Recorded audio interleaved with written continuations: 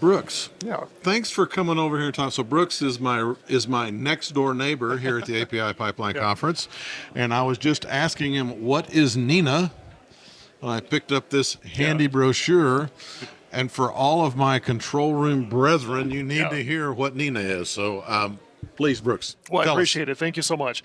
So at NENA, we are the National Emergency Number Association. We are the voice of 911 professionals within the U.S. and outside of our borders. We're doing a lot of work with Canada, into Mexico as well, Right. and throughout Central America. We also have international liaisons with the European Emergency Number Association and others as well. So what we do here in North America is we really do three things. We offer education and certification for our members. We're about 19,000 members strong. We do standards development. We are an ANSI accredited standards development organization. We do technical and operational standards for the way 911 should work behind the scenes, as well as how calls should be handled. Right.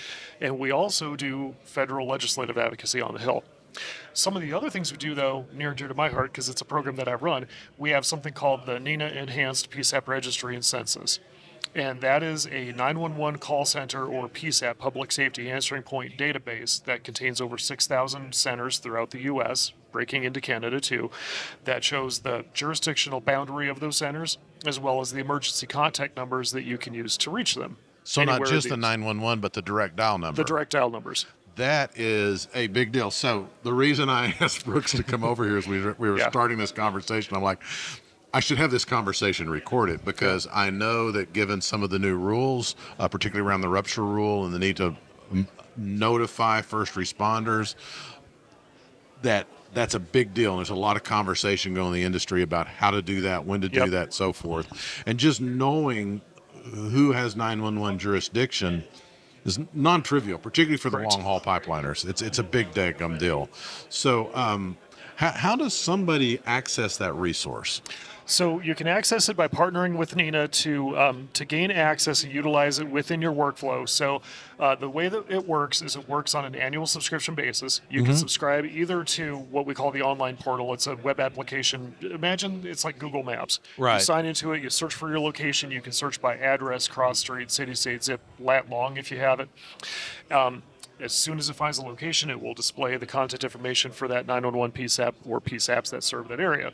There is also a back-end application programming interface, an API, that some individuals will use to write custom code in their programs to interface better, or even add it as a map layer to a mapping program. I work with a few pipeline operators that do that exact thing. Yeah, well, that makes a huge. Every pipeline operator has some kind of GIS, and adding that as a layer would make a huge amount of sense. Absolutely, and making that meaningfully available in the control center, particularly as people are trying to implement this new rupture rule, would be a big deal. Absolutely.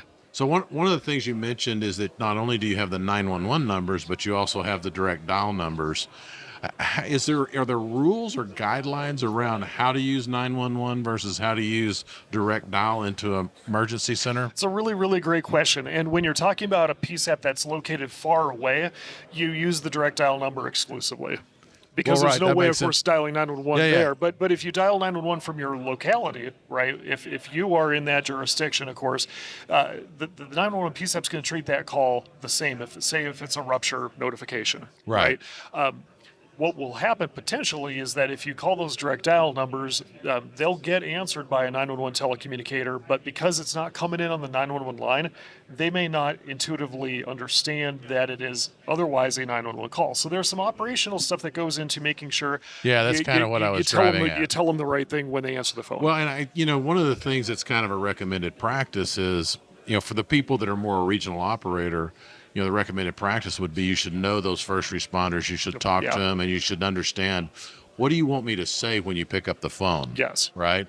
I'm curious, is there anything going on in the 911 world around the new pipeline requirements? Are they seeing this come? They are not. And that's it. Okay, I'm not surprised by that answer. No, they're not seeing it come. So that's something we at NENA are trying to advocate for and help people understand what this rule is and what it means. Because, of course, in a 911 center, when you answer a call, you expect to have some kind of a response. You're Right. either sending lights and sirens or something else. Yeah. It's like I'm expected to. In the skater world, we talk about alarms versus alerts. Alarms requiring action, alerts being, I just want you to know about this. Yeah. There's not really a vehicle in 911 for, I just want you to know about this. Yeah, exactly. So if you call and you say, I have a potential rupture, maybe in your jurisdiction, they don't know what to do with that. Yeah, right. exactly. That's right. That notice of just like having an alert is something very foreign to them. So we're working with 911 centers to help them understand that. And we have a conference, an annual conference that's going to be 17th through the 22nd of June in Grapevine, Texas, where we will be working a lot with our members on that very topic. And we also have some other conferences later this year within the oil and gas pipeline industry where we'll be bridging that gap as well. Awesome.